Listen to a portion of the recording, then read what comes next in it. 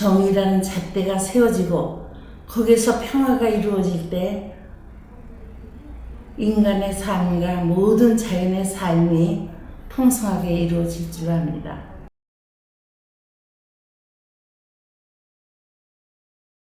수원 여성의 전화는 1994년부터 여성주의적 가치를 가지고 활동해온 비영리 여성인권운동단체입니다. 모든 폭력으로부터 여성의 인권을 보장하고 여성의 복지 증진과 가정, 직장, 사회에서 성평등을 이룩하여 정치, 경제, 사회, 문화 모든 영역에 여성들이 주체적으로 참여할 수 있도록 차별과 폭력을 넘어 성평등한 사회를 만들기 위해 노력하고 있습니다. 1980년대 후반 성폭력 문제가 사회 문제로 대두되며 1994년 성폭력 범죄의 처벌 및 피해자 보호 등에 관한 법률이 제정되었고 같은 해에 여성폭력 피해자를 지원하기 위해 수원 여성의 전화를 창립했습니다. 이후 성폭력이 개인의 문제가 아니라 사회 문제라는 인식이 확산되며 1995년 성폭력 상담소를 개소했습니다.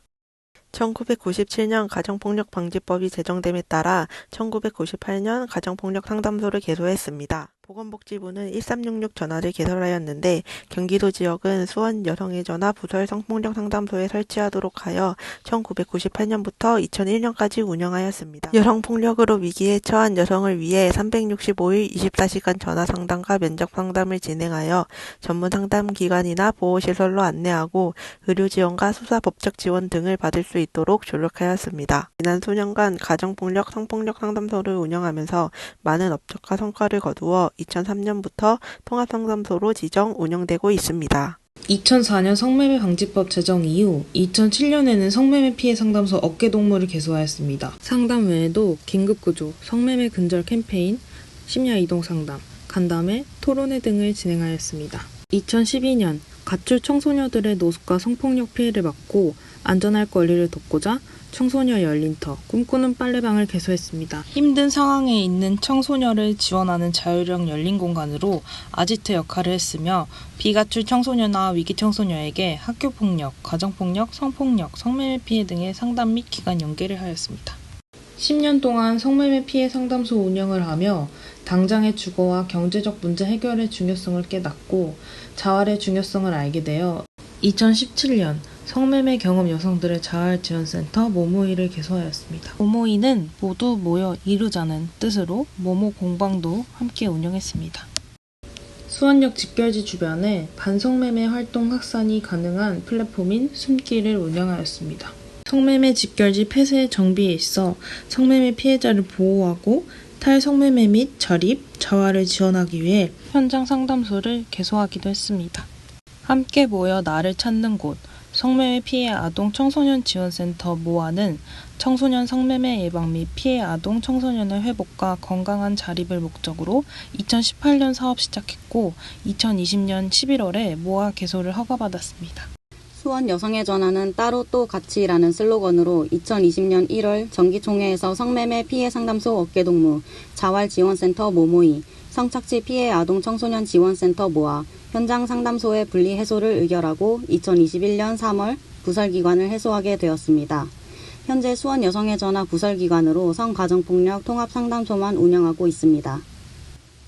성폭력 상담소, 가정폭력 상담소, 통합상담소, 여성긴급전화 1366, 어깨동무와 꿈꾸는 빨래방, 숨길, 모모이, 모아, 현장 상담소까지 지난 30년 동안 수원 여성의 전화가 걸어온 길들입니다. 가정폭력, 성폭력 전문 상담원 교육, 인권 강사 양성, 부부 대화법 교육 등에 이어 활동가들의 전문성 향상을 위한 슈퍼비전, 조직을 위한 비전 워크숍까지 다양한 교육을 진행하고 있습니다. 자조 모임은 폭력 피해 당사자들의 치유 회복을 위한 모임인데요. 이 치유 회복 프로그램에는 에델바이스, 내가 쓰는 동화 나, 지금은 소모임이 된 덩기덕 성평등이 있습니다.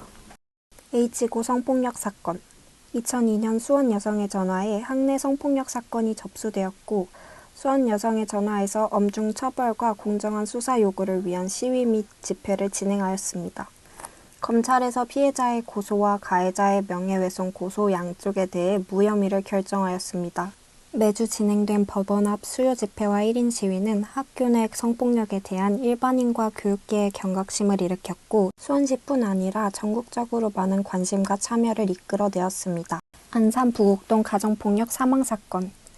안산시 부곡동에서 남편의 폭력으로 인해 아내가 사망하는 사건이 발생합니다.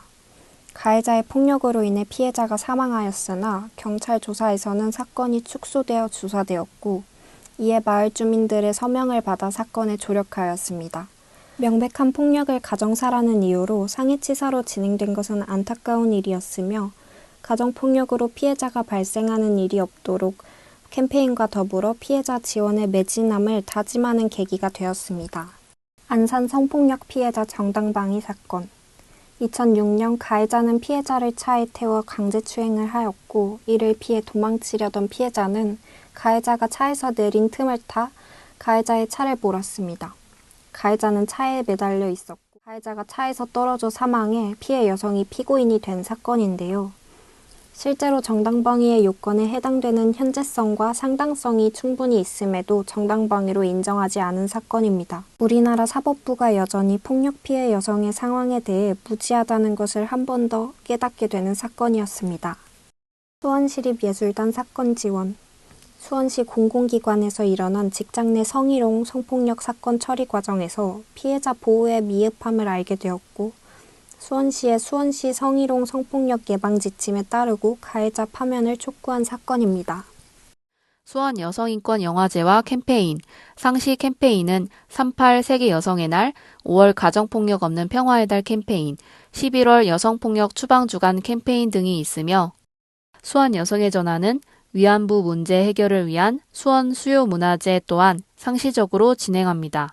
이외에는 여성인권 이슈 등을 토대로 진행하고 있습니다.